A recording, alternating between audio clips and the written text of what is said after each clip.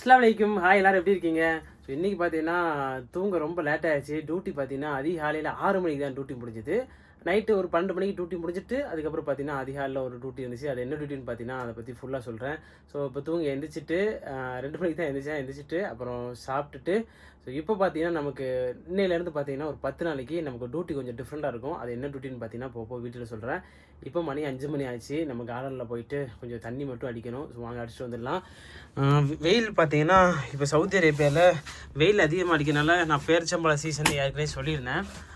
இப்போ 2 நாளாக பார்த்தீங்கன்னா சவுதி அரேபியாவில் 2-3 நாளாக மண்ணு காற்று சரியாக உள்ள மண்ணு காற்று. நான் இந்த வண்டியை பார்த்தீங்கன்னா நேற்றே சர்வீஸ் அடிச்சு வந்துட்டேன்.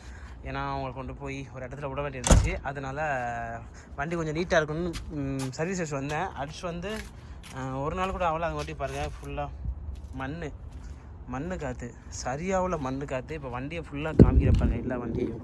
ஸோ எல்லா வண்டியும் மண்ணு காற்றுல சரியாக உள்ள மண்ணாக இருக்குது. இந்த வண்டியை பார்த்திங்கன்னா பென்ஸு நேற்று வந்து ஆள் வந்து கழுவிட்டு போனாங்க. அதனால் கொஞ்சம் நல்லா இருக்குது. இது பார்த்திங்கன்னா டாட்சி மண்ணை பாருங்கள், மண் மூடி போச்சு வண்டியெல்லாம். அந்தளவு மண்ணு காற்று. மண் கிளாஸில் கூட கிடக்குன்னு பாருங்கள்.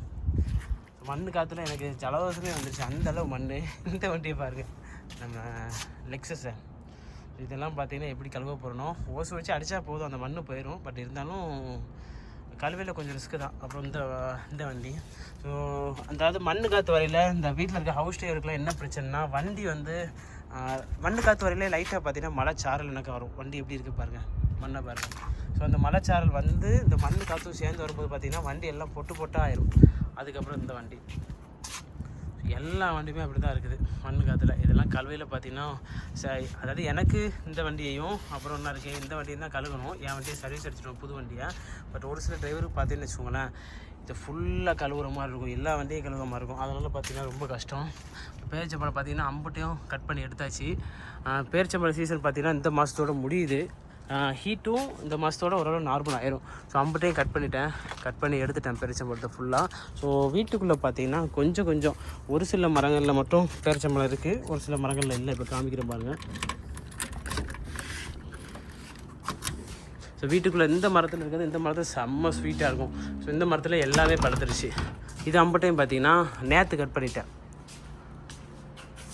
இந்த காலத்துக்கு தான் தண்ணி அடிக்கணும். தண்ணி இல்லாமல் எப்படி கிடக்கும் பாருங்கள். ஸோ அடிக்கிற வெயிலுக்கு இப்போ இன்றைக்கி பார்த்தீங்கன்னா நல்ல தண்ணி ஊற்றிட்டு போவேன். மறுநாள் பார்த்தீங்கன்னு வச்சுக்கோங்களேன், அம்பட்டும் ஒரு மாதிரி தண்ணி இல்லாத மாதிரி ஆயிரும். ரோல்ஸ் ராய்ஸ்லாம் மண்ணை பாருங்கள். ஸோ ரோல்ஸ் ராய்ஸை கழுவ வேணாம், கழுவுறதுக்கு பார்த்தீங்கன்னா ஆள் வந்துடுவாங்க. அதுக்கப்புறம் இந்த ஒரே ஒரு மரம் மட்டும் இருக்குது. இந்த மரத்தில் பார்த்தீங்கன்னா பேரிச்சம்பழம் பெருசாக இருக்கும், நார்மல் ஸ்வீட்டாக இருக்கும். ஸோ இதில் மட்டும் கொஞ்சமாக பழுத்துக்கிட்டு இருக்குது. இந்த மாதத்தோடு முடிஞ்சிடும்.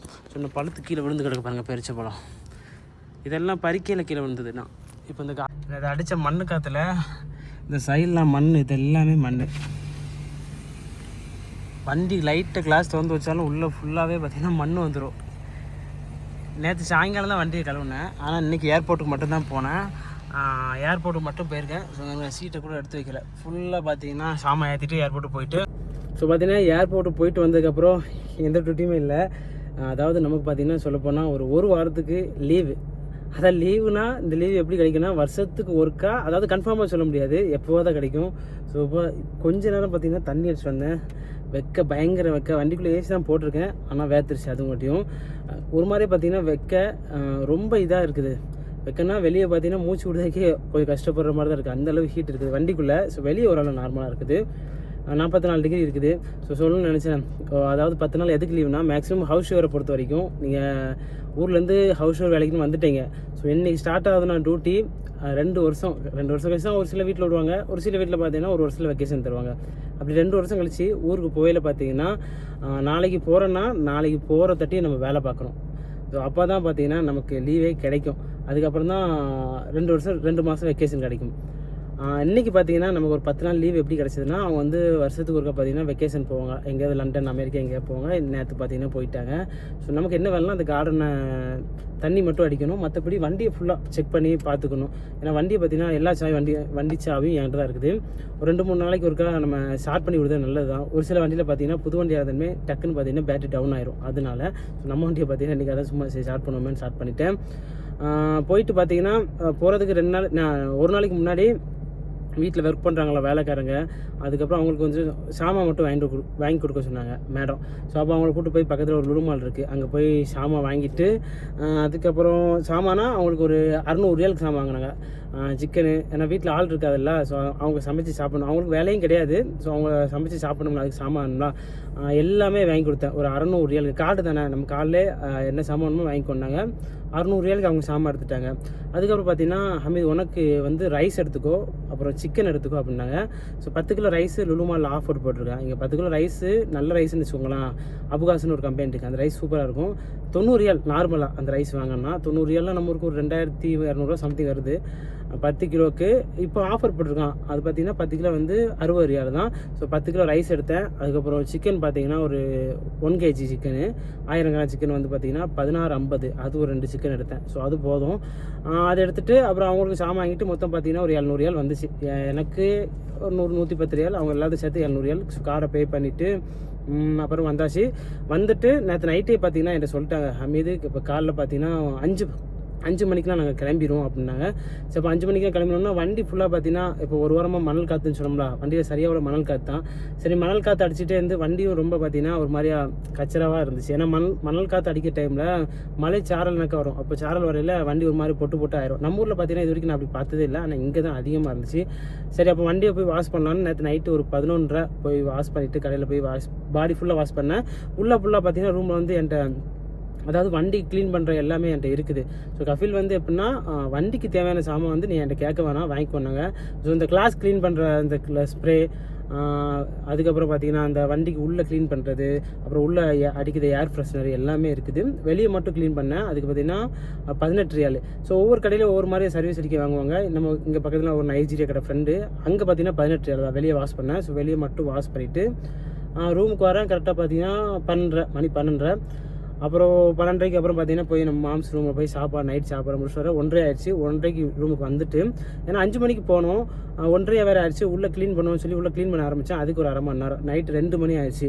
ஸோ 2 மணிக்கு தூங்கினா நம்ம 5 மணிக்கு எந்திக்கணும். 5 மணிக்கு எந்திக்க முடியாது, ஒரு மாதிரி தூங்க முடிஞ்சா இருக்கும் அப்படின்னு சொல்லிட்டு, சரி ஒரு மணி நேரமாக தூங்கலாம் அப்படின்னு சொல்லிட்டு வேலையெல்லாம் முடிச்சுட்டு பார்த்தீங்கன்னா ரூமுக்குள்ளே போய் 1 மணி நேரம் தூங்கலாம்னு பார்த்தேன். ஃப்ரெண்டு ஒருத்தர் ஃபோன் அடித்தான். அப்போ அந்த பையன்ட்ட பேசிகிட்டே இருந்தேன். 3 மணி ஆச்சு. அதுக்கப்புறம் பார்த்தீங்கன்னா சரி வாங்க சொல்கிறதுக்கு 4 மணிக்கெலாம் வாங்க சொல்லிடுவாங்க, 3:50க்குலாம். சரி தொழுதுருவோம் ஒரே அடியாக பண்ணுறேன். தொழுதுட்டு அதுக்கப்புறம் கரெக்டாக அவங்க சொன்ன மாதிரியே 4:50க்குலாம் வண்டியை ஸ்டார்ட் பண்ணி ஹமீதுன்ட்டாங்க. நான் வண்டியை ஸ்டார்ட் பண்ணி பேக்கில் விட்டேன். ஸோ பார்த்தீங்கன்னா அதாவது அந்த பெட்டி கொண்டு போவோம்ல, பெட்டினா சாந்தான்னு சொல்லுவாங்க, அந்த ட்ரோலி எனக்கு எடுத்துகிட்டு போவோம்ல, அது பார்த்தீங்கன்னா ஒரு 6 சாந்தா இருந்துச்சு. 6 அதுக்கப்புறம் சின்னது ஒன்று 8. நம்ம முதல்ல போயில பழைய வண்டியில் பார்த்தீங்கன்னா அந்த வண்டி வந்து GMC எக்ஸல்னு சொல்லுவாங்க. எக்ஸல்னால் பேக்கில் வந்து டிக்கி பெருசாக இருக்கும், ஸ்பேஸ் இருக்கும். ஸோ இது வந்து எக்ஸல் இல்லை, நார்மல் தான். இப்போ அந்த வண்டியில் வந்து ஒரு சைலன்சர் ரொம்ப நாளாக கிடக்குது. வீடியோவில் கூட நிறைய பேர் கேட்டீங்க, உள்ளே என்ன ப்ரோ சைலன்சர் போட்டிருக்கீங்க. அப்போ நேற்றே சொன்னேன், பாபா அந்த மாதிரி சைலன்சர் இருக்குது, அதில் போனால் பெட்டி வைக்க முடியாது அப்படின்னு நான் சொன்னேன். அப்போ சொன்னாங்க இந்த வண்டியிலே நம்ம பெட்டி வச்சுருவோம், புது வண்டியிலே போயிடுவோம்னாங்க. அப்புறம் பேக்கில் ஒரே ஒரு சீட்டை மட்டும் இழுத்து வச்சுட்டு, பெரிய சீட்டை, அப்புறம் பெட்டியெல்லாம் பார்த்தீங்கன்னா அடுக்குனேன். ஓரளவு கரெக்டாக வந்துருச்சு, அதாவது ஸ்பேஸும் ஓரளவு கிடச்சிது. மொத்தம் பார்த்தீங்கன்னா சின்ன பெட்டி, பெரிய பெட்டி 4, சின்ன பெட்டி 6 பெட்டி கரெக்டாக பார்த்தீங்கன்னா அடுக்கி வச்சாச்சு. அடுக்கி வச்சுட்டு வண்டியை ஸ்டார்ட் பண்ணிட்டு ஒரு 10 நிமிஷத்தில் பார்த்தீங்கன்னா எல்லாருமே வந்துட்டாங்க. கரெக்டாக 5 மணி. நேராக பார்த்தீங்கன்னா ஏர்போர்ட்டுக்கு போனோம். ஏர்போர்ட்டில் போயிட்டு கஃபேல பார்த்தீங்கன்னா அங்கே இறக்கிட்டு, ஸோ ஏர்போர்ட்டில் இறங்கிலே பார்த்தீங்கன்னா அந்த ட்ரோலி எடுக்க பார்த்தீங்கன்னா ஆள் வருவாங்க. வெளியே பார்த்தீங்கன்னா அதிகம் பங்களாதேஷ்காரங்க வேலை பார்ப்பாங்க. இந்த மாதிரி ட்ரோலியில், அதாவது நம்ம ஃபேமிலியாக போவாங்கல்ல, அவங்க பெட்டிலாம் எடுத்து வச்சு அந்த போர்டிங் 100 மீட்டர் கூட இருக்காது, அந்த போர்டிங்கில் போய் தூக்கி இறக்கி வைப்பாங்க. அவங்களுக்கு பார்த்தீங்கன்னா இவங்க, அதாவது அவங்க பைசா கேட்க மாட்டாங்க, ஆனால் இவங்களா பார்த்தீங்கன்னா 10 ரியால், 20 ரியால், 50 ரியால், ஸோ அவங்க மனசை பொறுத்து வந்து பைசா கொடுப்பாங்க. அந்த மாதிரி 2 பேர் வந்தாங்க. 2 பேர் இதுலேயும் 3 பெட்டி ஏற்றி வச்சுட்டு அப்புறம் பார்த்தீங்கன்னா அனுப்பிட்டு நேராக பார்த்தீங்கன்னா ரூமுக்கு வர மணி 6:30. சரி 6:30 ஆயிடுச்சா, பக்கத்தில் போய் ஹோட்டலில் போய் பிரேக்ஃபாஸ்ட் ஏதாவது சாப்பிட்லாமா அப்படின்னு பார்த்தேன். காலங்காத்தாலே எப்படிப்பா சாப்பிட, ஏன்னா நைட்டு நான் சாப்பிட்டது 2 தான், காலைல 2 மணிக்கு தானே சாப்பிட்டேன். அப்புறம் காலைல எண்ணத்தை போட்டு சாப்பிட்றேன்னு ஒரு வேளை இருந்துச்சு. சரி போவோம், ரூமுக்கு போனால் தூக்கமே வரல. அப்புறம் வீட்டுக்கெலாம் கால் பண்ணி பேசிட்டு 7:30 8 மணி ஆச்சு. அப்புறம் பார்த்தீங்கன்னா 8 மணிக்கு தூங்கினது. கரெக்டாக ஒரு 1:30க்கெலாம் நல்லா பசிக்க ஆரம்பிச்சிருச்சு. ஏன்னா காலைல சாப்பிடல. ஸோ சவுதி அரேபியாவுக்கு நான் வந்ததுலேருந்து பார்த்தீங்கன்னா காலை சாப்பாடே மறந்துட்டேன். ஸோ முதல்லாம் பார்த்தீங்கன்னா ப்ரெட்டுன்னு சொல்லுவாங்க, இங்கே தூஸ்துன்னு சொல்லுவாங்க. நம்ம ஊரில் ப்ரெட்டை தான் இங்கே அரபியில் தூஸ்துன்னு சொல்லுவாங்க. அந்த தூஸ்ட்டு வாங்கி வச்சுட்டு 2 தூஸ்து, அப்புறம் ஒரு ஆம்லேட் போட்டுட்டு உள்ளே வச்சுட்டு, அப்புறம் 2 கேரை கொஞ்சம் கட் பண்ணி வச்சுட்டு, தக்காளியை கட் பண்ணி வச்சு சாண்ட்விச் எனக்கு சாப்பிடுவேன். அப்படி இல்லைன்னா இங்கே இது இருக்குது, அது பேர் என்ன பேர், ஜாம்னு சொல்லுவாங்கல்ல, ஜாமு. ஸோ அதை வாங்கி வச்சுட்டு இது சாப்பிட்ருவேன். காலைல பிரேக்ஃபாஸ்ட் அதானே. வெளிநாட்டு வாழ்க்கையை பொறுத்த வரைக்கும் பார்த்தீங்கன்னா நமக்கு விருப்பப்பட்டதை சாப்பிட முடியாது. ஏன்னா எல்லாருமே பார்த்தீங்கன்னா செலவை சுருக்கணும், மாதம் ஆனால் வீட்டுக்கு இவ்வளோ பைசா அனுப்பணும் அப்படின்னு நினைப்பாங்க. யாருமே இந்த மாதிரியா கடையில் போய் ப்ரோஸ்டடு சிக்கன் அந்த மாதிரிலாம் யாருமே ஹவுஸ் டேவராக வரவங்க, அப்புறம் லேபராக வரவங்களுக்குலாம் நம்ம அந்த ஹோட்டலில் போய் சாப்பிடுதோம் இந்த ஹோட்டலில் சாப்பிடணும்னா சாப்பிட வாய்ப்பே கிடையாது. நீங்கள் ஃபோன்லலாம் பார்க்கலாம் அந்த மாதிரி சாப்பிட்லான்னு. ஆனால் உண்மைக்குமே பார்த்தீங்கன்னா இங்கே அதாவது 1500 2000 சம்பளத்துக்கு வர்றவங்க இந்த மாதிரி நம்ம நினச்ச நேரம் அது சாப்பிட்லாம், அந்த பிரியாணி சாப்பிட்லாம், இந்த பிரியாணி சாப்பிட்லாம், அந்த மாதிரி சாப்பிட்றதுக்கு வாய்ப்பே கிடையாது. மிஞ்சி போனால் 10 ரியாலுக்கு சாப்பிட்லாம். அதுவும் என்றைக்காவது 15 ரியால் 20 ரியாலுக்கு சாப்பிட்லான்னு வச்சுக்கோங்களேன். அதிகபட்சம் பார்த்தீங்கன்னா 50 ரியாலுக்கே சாப்பிட்லாம். ஸோ 50 ரியாலுக்கு சாப்பிட்றேன்னு வச்சுக்கோங்களேன், என்றைக்காவது மாதத்துக்கு ஒரு டைம் தான் 50 ரியாலுக்கு சாப்பிட முடியும். டெய்லிலாம் சாப்பிட முடியாது. ஏன்னா நமக்கு மாத செலவே சாப்பாட்டுக்கு 400 ரியால் ஆயிருமா. அதுவும் பார்த்தீங்கன்னா இன்டர்நெட் இருக்குது. இன்டர்நெட்டுக்கு ஒரு சில வீட்டில் ஒய்ஃபை இருக்கும், ஒரு சில வீட்டில் ஒய்ஃபை இருக்காது. இன்டர்நெட்டுக்கு கண்டிப்பாக 120 ரியால் தேவைப்படும். 120 ரியால்னால் எவ்வளோ ஆச்சு நமக்கு, நம்ம ஊர் பைசாவுக்கு ஒரு 2500 ஆச்சு. இதுவே 450 செலவு, அப்புறம் வெளியே எங்கேயா போனால் டீ குடிக்க வந்து 500 ரியால் ஆயிரும். இப்போ புதுசாக வரவங்களுக்கு பார்த்தீங்கன்னா 1500 தான் சம்பளம் கொடுப்பாங்க. அந்த 500 ரியால் செலவு பண்ணி 1000 ரூபா வீட்டுக்கு அனுப்புதே பார்த்தீங்கன்னா பெரிய விஷயம். இப்போ 2000 ரியால் சம்பளம் கிடைச்சாலும் அப்படி தான். ஸோ நம்ம ஊருக்கு இதெல்லாம் செலவெல்லாம் பார்த்து அனுசரித்து பைசா அனுப்புன்னு வச்சுக்கோங்களேன், ரொம்ப கஷ்டம். ஸோ இப்படி தான் இருக்குது பாதி பேர். ஒரு சிலவங்க பார்த்தீங்கன்னு வச்சுக்கோங்களேன், செலவு பண்ண யோசிக்க மாட்டாங்க. அதாவது ஒரு கம்பெனியில் நல்ல வேலையில் இருக்காங்க, ஒரு 5000 ரியால் சம்பளம்னு வச்சுக்கோங்களேன், எங்கேனாலும் போய் சாப்பாடு என்ன சாப்பாடுனாலும் சாப்பிட்றலாம். ஆனால் இந்த மாதிரி ஹவுஸ் ஓவர் வேலைக்கு வந்துட்டு லேபர் வேலைக்கு வந்துட்டுலாம் நம்ம நினச்ச நேரம் சாப்பிட முடியாது. ஸோ அதனால் அப்படி தான் இருக்குது. அதனால் நானும் கடையில் பார்த்தீங்கன்னா கொஞ்சம் பைசாவும் கம்மியாக தான் இருந்துச்சு. நான் போவையில் பார்த்தீங்கன்னா அதையும் சொல்ல மறந்துட்டேன். கஃபில் பார்த்தீங்கன்னா 100 ரியால் கொடுத்தாங்க. 100 ரியால் கொடுத்துட்டு அது போக கார்டு என்கிட்ட தான் இருக்குது, ஏடிஎம் கார்டு. அதாவது ஒரு கார்டு நான் யூஸ் பண்ணுற கார்டு, கஃபில் கார்டு. அந்த கார்டு இருக்குல்ல, உனக்கு என்ன வேணுமோ நீ வாங்கிக்கோ, கார்டு வச்சிருக்கலாம், ஒன்றும் பிரச்சனை இல்லை அப்படின்னாங்க. ஸோ அப்படி தான். இப்போ ரூமில் பார்த்தீங்கன்னா தண்ணி காயாச்சு, ஒரு கார்ட்டூன் எடுக்கணும். ஏன்னா தண்ணி பார்த்தீங்கன்னா 2 வீக் ஒருக்கா தந்துடுவாங்களா தண்ணி இல்லை. நம்ம அது மாதிரி வண்டிக்கு பெட்ரோல் போட, ஸோ வண்டி சர்வீஸ் அடிக்க, நமக்கு இப்போ என்ன செலவு இருக்குதோ அதுக்கு நீ வச்சுக்கணும். ஏன்னா 10 நாள் தானே போயிட்டு வருவான்னு சொன்னாங்க, ஒரு வாரம் தான் சொல்லியிருந்தாங்க. அதுக்கு தேவையான சாமான்லாம் என்கிட்ட இருக்குது. ஸோ அப்படியே வந்து படுத்தது 2 மணிக்கு எழுந்திரிச்சேன். 2 மணிக்கு போயிட்டு நம்ம மாம்ஸ் ரூமில் பார்த்தீங்கன்னா சாம்பார் வச்சுருந்தாரு, சாம்பார் வச்சு சாப்பிட்டேன். சாப்பிட்டு வந்து குளிச்சுட்டு அசர் தொழுதுட்டு எப்போதும் போல் பார்த்தீங்கன்னா நம்ம வீட்டு சாவி பார்த்தீங்கன்னா என்கிட்ட தான் கொடுத்துட்டு போயிருக்காங்க. அதாவது ஹமீத் நீ ஏன்னா கொஞ்சம் கவனமாக பார்க்கணும், வீட்டில் கேமரா இருக்குது, பட் இருந்தாலும் அதை வண்டியெல்லாம் கொஞ்சம் கவனமாக பார்க்கணும்னு சொல்லி சொன்னாங்க. ஏன்னா ஒரு 2 மாதத்துக்கு முன்னாடி பார்த்தீங்கன்னா என் பக்கத்து வீடு, ஸோ பக்கத்து வீட்டில் வந்து 2 சூடானி தான் டிரைவராக ஒர்க் பண்ணுறாங்க. அந்த வீட்டில் சூடானி வந்து என்ன செஞ்சுருக்கான், டியூட்டி போயிட்டு வந்து கதவை லாக் பண்ணாமல் விட்டான், வண்டி கதவை. ஸோ கதவை லாக் பண்ணாமல் விட்டோன்னு பார்த்தீங்கன்னா நைட் அந்த வீட்டில் கேமரா இருக்குது. ஸோ ஒருத்தர் வந்து பார்த்தீங்கன்னா அவன் வண்டியை திறந்து, ஸோ அவன் பர்ஸில் 100 ரியால் தான் வச்சுருந்துருக்கான். அந்த 100 ரியாலையும் எடுத்துகிட்டு அவனோட லைசன்ஸையும் எடுத்துகிட்டு போயிட்டான், அவனோட இக்காமாவும் எடுத்துகிட்டு போயிட்டான். 2மே தூக்கிட்டு போயிட்டான். கேமரா ஃபுல்லாக இருந்துச்சு, எனக்குலாம் அனுப்பி வச்சுருந்தேன், பார்த்தேன். ஸோ அதையும் பார்த்தீங்கன்னா இந்த கேமராலேயும் அவங்க செக் பண்ணியிருக்காங்க. எங்கள் வீட்டுக்கு வந்திருக்கான், பட் எல்லா வண்டியும் லாக்ல. அந்த வீட்டில் பார்த்தீங்கன்னா கொஞ்சம் ஒரு பழைய வண்டி இருக்குது. ஸோ அந்தளவு லாக் பண்ண முடியாது, அவன் மறந்துட்டான்னு நினைக்கிறேன். ஸோ அதில் வந்து எடுத்துகிட்டு போயிட்டாங்க. அதில் வந்து ரொம்ப கேர்ஃபுல்லாகவே இருக்கணும், கேமரா பார்த்துக்கோ, அப்புறம் சாவி வச்சுக்கோ, வீட்டை லாக் பண்ணிக்கோ அப்படின்னு சொன்னாங்க. ஸோ அதனால் இப்போ போயிட்டு நம்ம எப்போதும் போல ரெகுலராக கார்டனில் மட்டும் போய் தண்ணி அடிச்சுட்டு பார்த்தீங்கன்னா அப்படியே வந்திருக்கேன். இன்னும் ஒரு வாரத்துக்கு பார்த்தீங்கன்னா நமக்கு ஃபுல் ரெஸ்ட்டு, அதாவது டியூட்டி எதுவுமே கிடையாது.